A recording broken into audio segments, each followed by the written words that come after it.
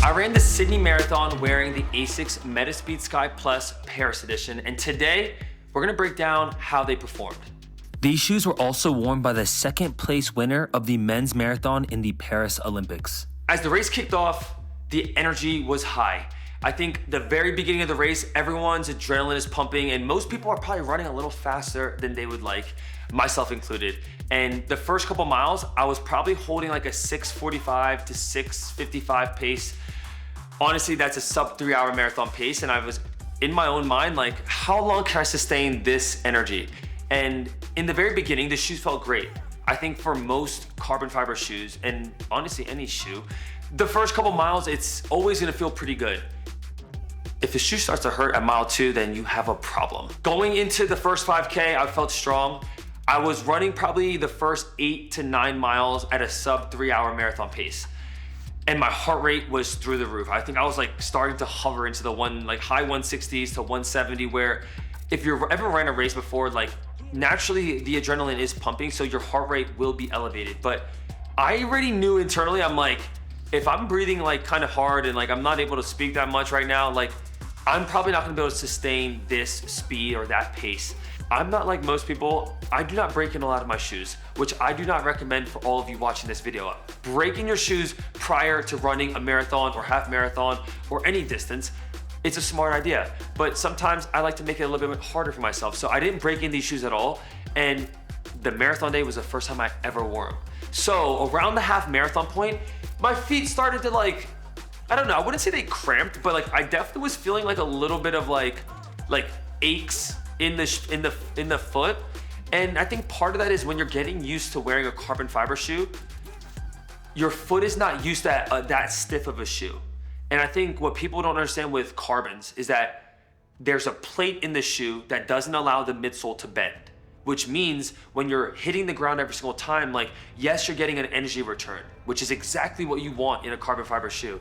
Your foot has to hit something really stiff every single time you hit the ground, which could also cause some discomfort and pain over the course of a marathon. Now, for me, I've been through the point of running a lot of marathons. I now understand how to adapt my running form or like where I'm striking with my foot to almost alleviate some of that pain. So after we crossed the half marathon point, I think I crossed at like a 1:33. That's roughly a 3:08 marathon in terms of pace. At that point, it was more so, how long can I survive at this new pace? And when can I actually finish this race? The shoe features a carbon fiber plate in the midsole, which obviously adds an extra propulsion to your foot strike. But currently, all the major brands in the world have a carbon fiber racing shoe. And right now, it's kind of a fight to the top to see which one performs the best. I've tested almost every carbon fiber racing shoe on the market from all the brands. But today, I'm gonna share my thoughts on the Metaspeed Sky Plus. The shoe is a max cushion carbon fiber racing shoe. It comes weighing at 7.8 ounces with a 5mm heel to toe drop. The midsole uses an ASICS Flight Foam Turbo to help add some extra propulsion in every footstep. So how did this shoe help me running in the Sydney Marathon? I think anytime I've ran in a carbon fiber shoe, automatically you feel a little bit faster. Now granted, when you're wearing a shoe like this, it is lightweight. It is super breathable, but the carbon plate is giving you a little bit extra power. And if that shaves off 5 to 10 seconds off every single mile, over the course of a marathon, 26 miles, that adds up into being a lot of time. So I think the biggest thing that this shoe helped me with was the fact that I wasn't the best shape coming into this race, but for whatever reason, I was able to maintain a steady pace regardless of the condition that I was in leading into Sydney. After crossing the half around 1:33, I was like, hey, that's pretty close to sub 3 pace, and I hadn't been training at all. I really wanted to push the limit wearing these Metaspeeds and just to see what I could run 2 weeks after running 100 miles. So internally, I never even said this publicly, but I was just like, you know what?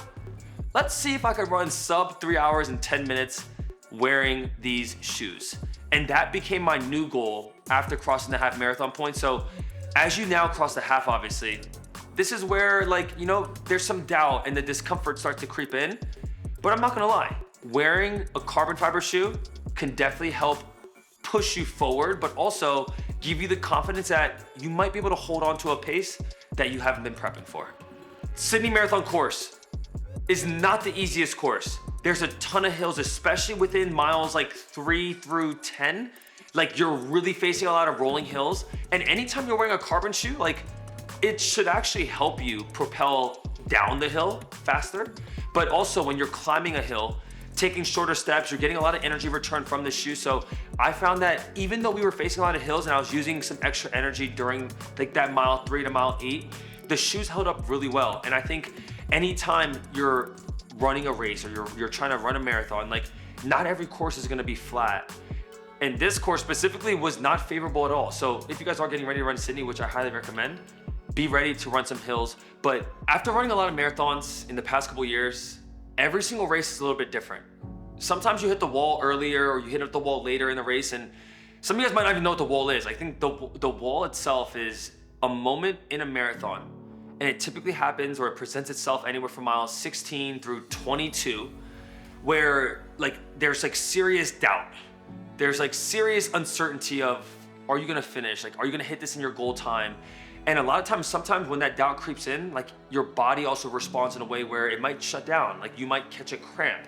You might have an issue with your stomach and you can't, put down any gels or any food, and that causes you to lose energy, which then results into running slower.